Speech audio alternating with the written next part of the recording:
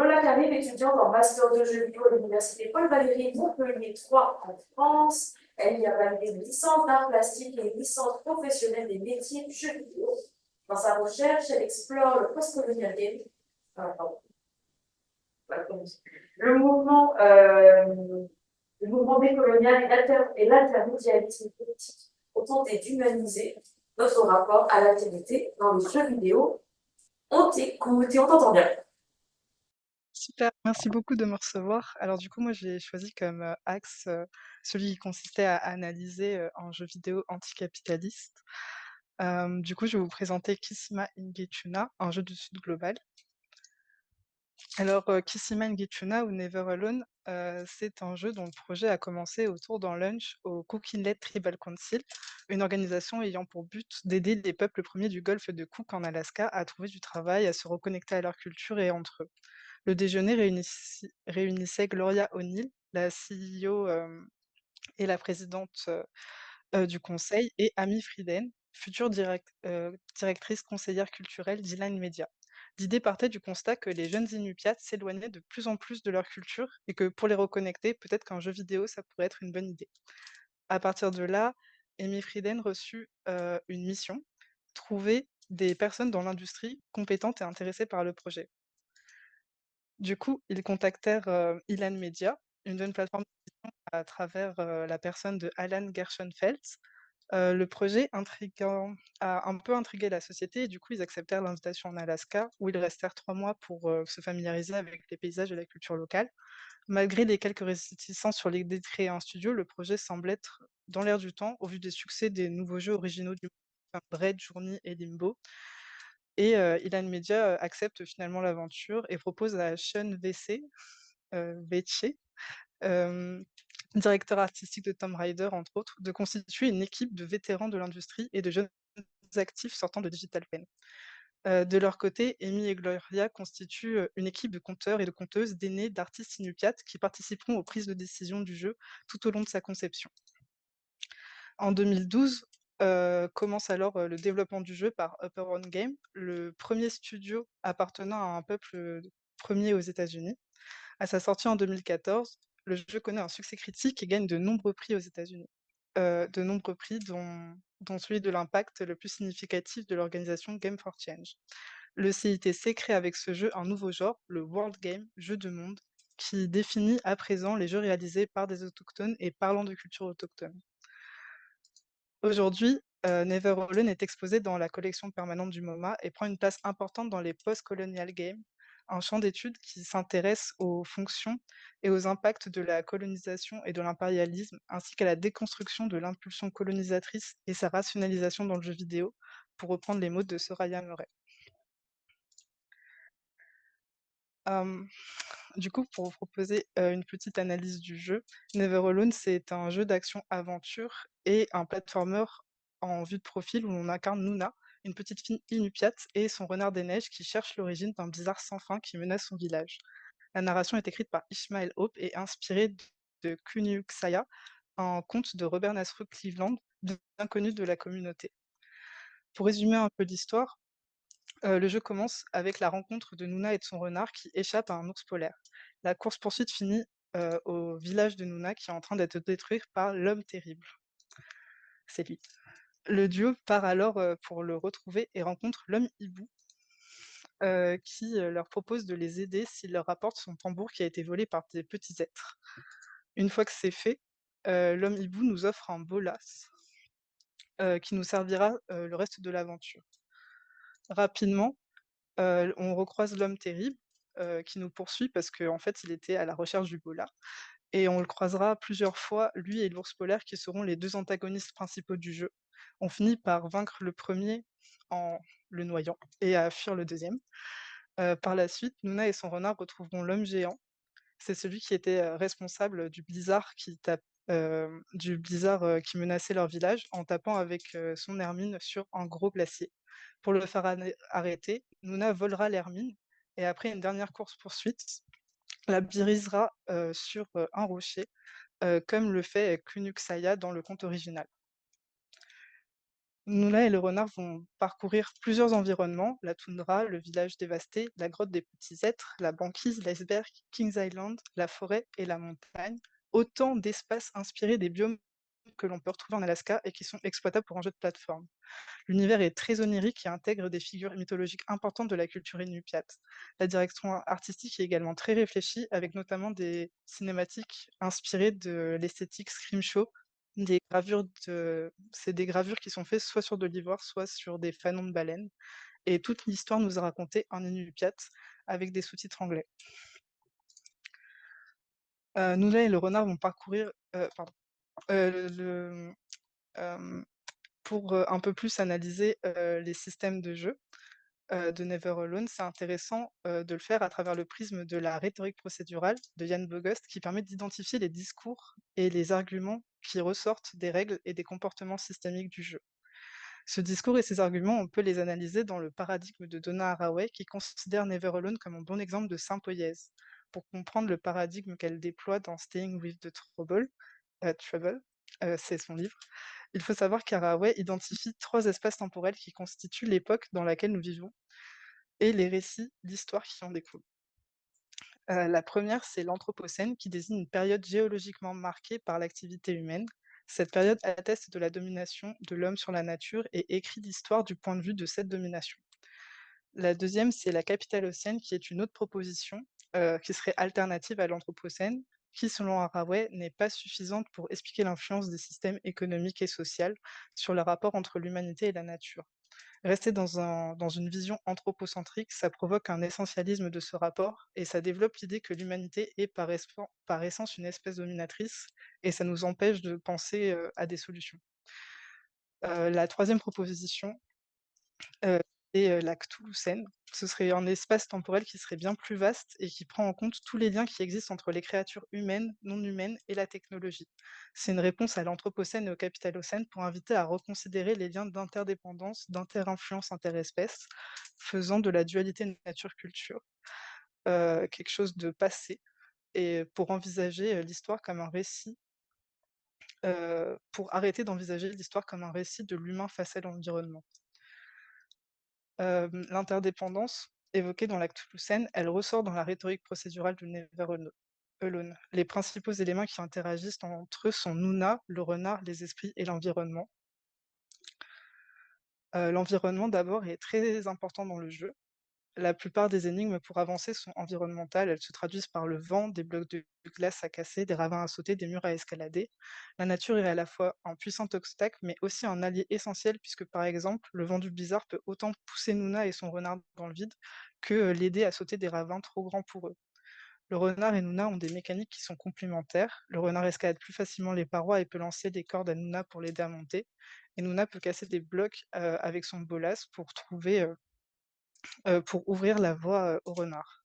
Autre spécificité du renard, il peut casser des blocs de glace, il peut je crois que j'ai pas d'image de ça, mais il peut faire apparaître des esprits qui vont agir comme des plateformes et les contrôler pour que Nuna puisse avancer dessus.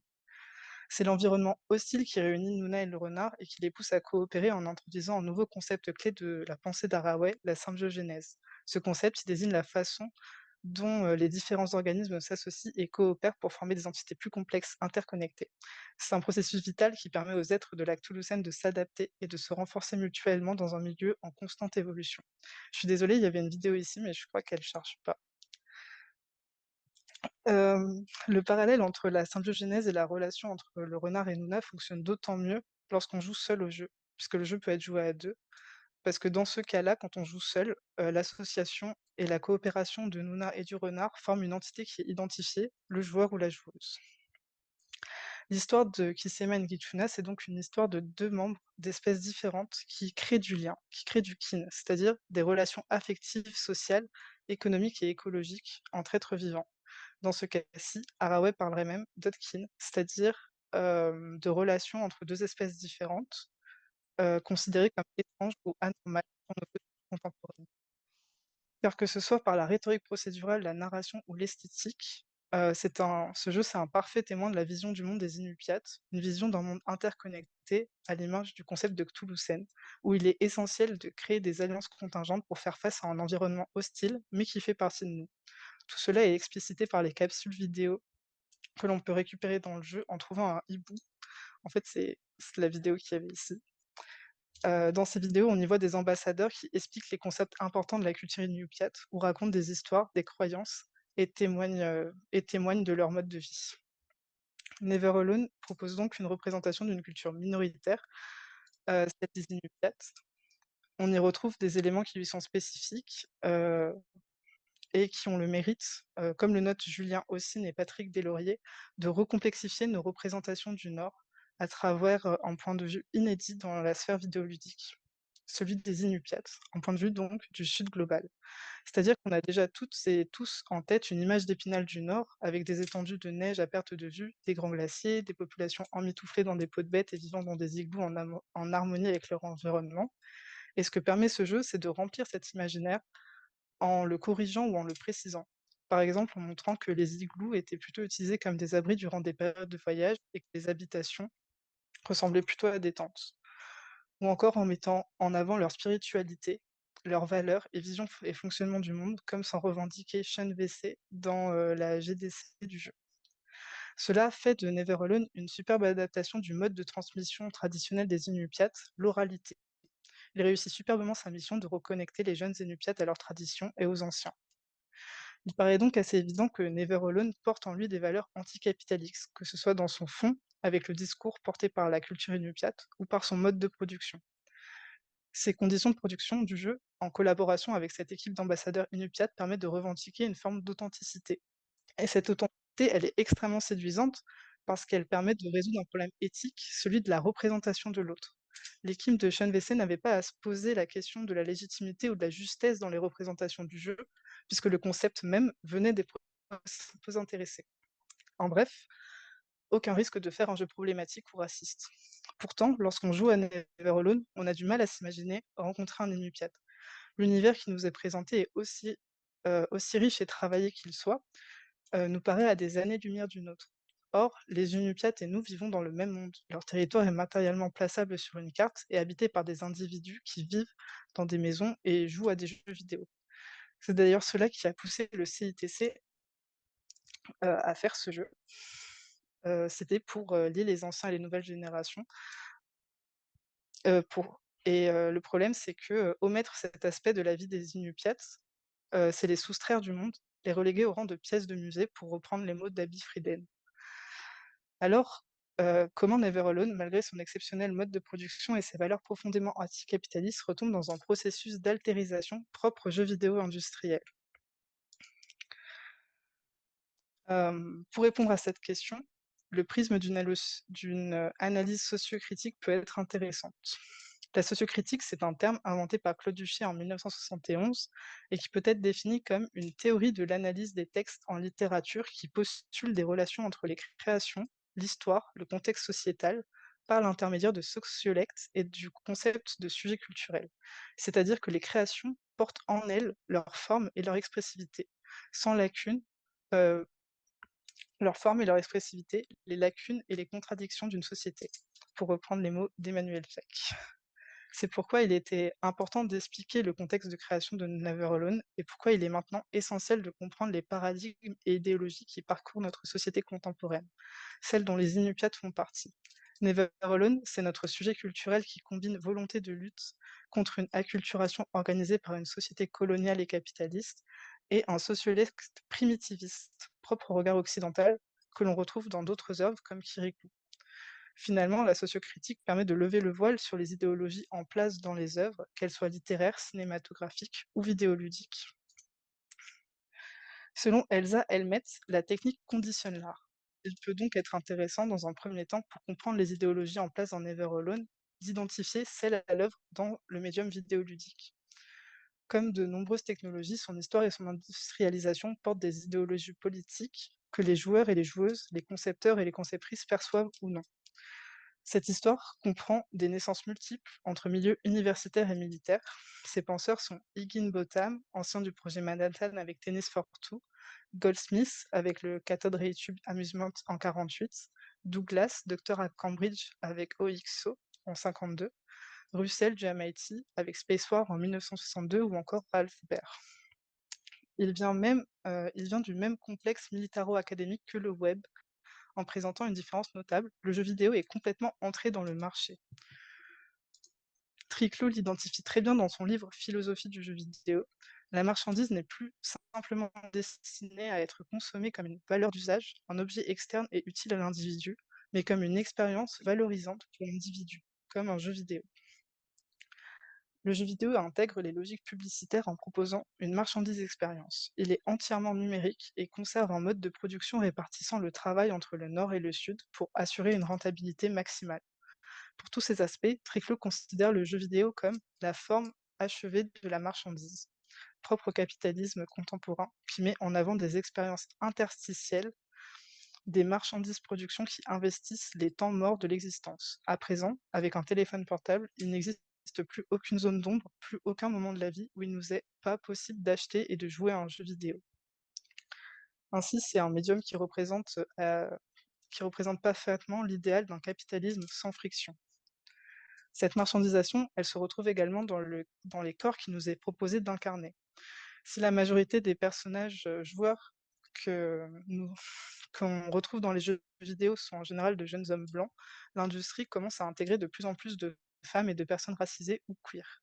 Les représentations faites de ces minorités sont parfois questionnables, souvent désastreuses, et ont en commun de toujours balayer tout discours politique luttant contre les oppressions de ces minorités. C'est le constat que fait Lisa Nakamura sur les cyberespaces. Le numérique donne un privilège à ceux qui y ont accès, la possibilité d'aller partout dans le monde. Les utilisateurs deviennent alors des spectateurs touristes qui se créent en opposition aux endroits qu'ils visitent. Ces espaces exotiques simulés, ils, ont constitué ils sont constitués d'images, de paysages et d'individus qui sont surstéréotypés, qui permettent à la fois de créer un dépaysement fort et de définir par la négation l'identité du spectateur. Pour citer Nakamura, les spectacles de la race dans ces imaginaires publicitaires sont conçus pour stabiliser les angoisses temporaires que la technologie de mise en réseau et l'accès du cyberespace peuvent briser les différences ethniques et raciales. Car ce dépaysement, il ne fonctionne que si on est blanc et non associable à ces espaces. Les Asiatiques, les Africains, les autochtones sont donc d'office exclus de ce statut de touristes, car constamment rappelés à cet exotisme, cette différence. Le médium, que ce soit Internet ou le jeu vidéo, se pose alors comme une technologie transnationale, porteuse d'ouverture d'esprit et d'une démocratie à l'américaine. La représentation du tiers-monde, pardon, je cite Trinh Minh A, le représentant du tiers-monde que le public moderne sophistiqué recherche idéalement est l'Africain, l'Asiatique, l'Amérindien intact, qui reste le plus préoccupé par son image de véritable autochtone. Vraiment différent que par les que par les questions d'hégémonie, de féminisme et de changement social. Euh, Ce qu'il est intéressant et important de noter, c'est que ces cyberespaces, nos jeux vidéo, se retrouvent aussi dans les mains de personnes racisées, puisque l'Occident n'est pas habité que par des personnes blanches.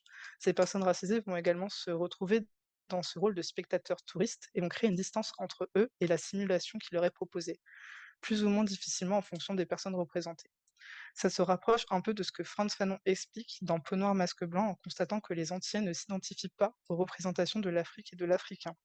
Là où pour les autres, il y a peu de différence entre un noir venant des Antilles ou un noir venant d'Afrique.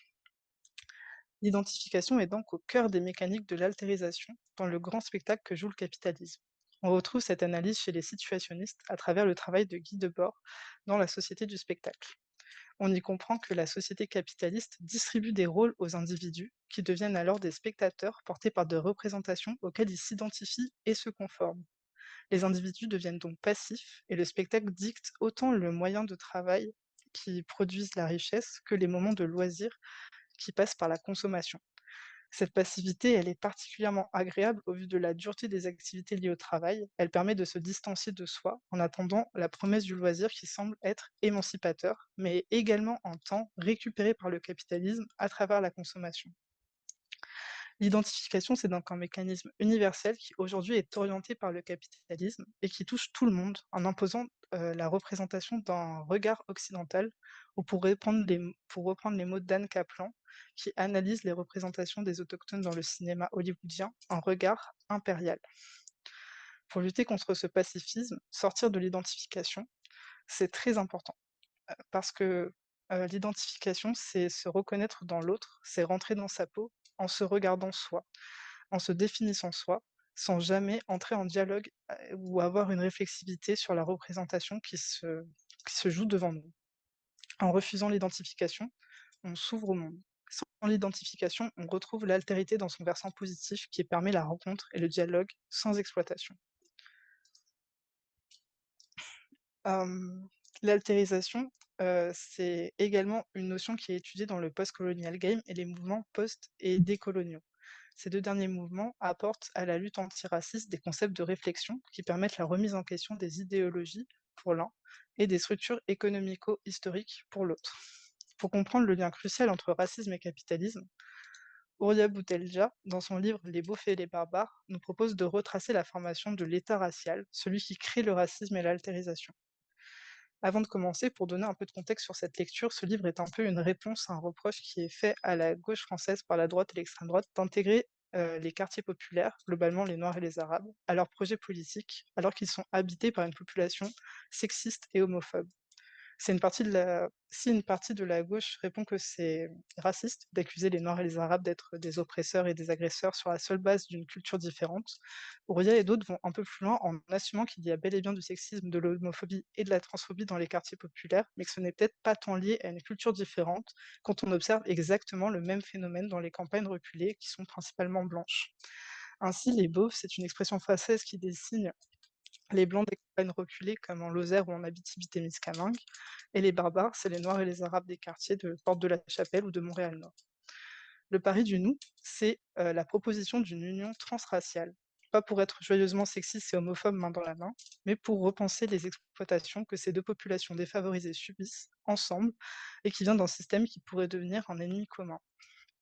Horia Boutelja part donc du concept d'État racial qu'elle définit comme une modalité d'expropriation, d'exploitation assumée par l'État et ses appareils, et comme technique de domination fourbie par la classe qui domine. Par un petit détour historique, on comprend que la création interdépendante de l'État racial et de la modernité euh, et, crée du racisme et que du coup le racisme est extrêmement lié au capitalisme.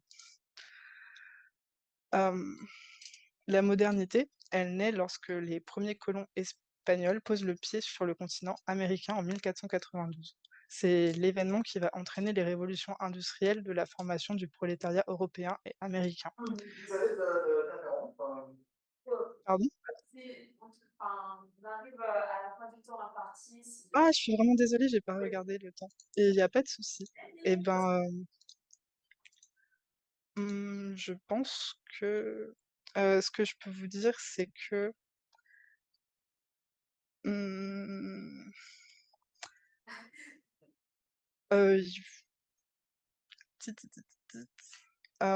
que juste, on peut revenir, rapidement sur le fait que, hem, l'État racial, s'est construit avec le libéralisme et le système capitaliste, que la classe, le genre et du coup la race forment des technologies d'organisation sociale qui exploitent et divisent pour reproduire le pouvoir en place et que ça rejoint, ce que disent les situationnistes, en disant que, aujourd'hui le spectacle, c'est une vision du monde qui s'est objectivée.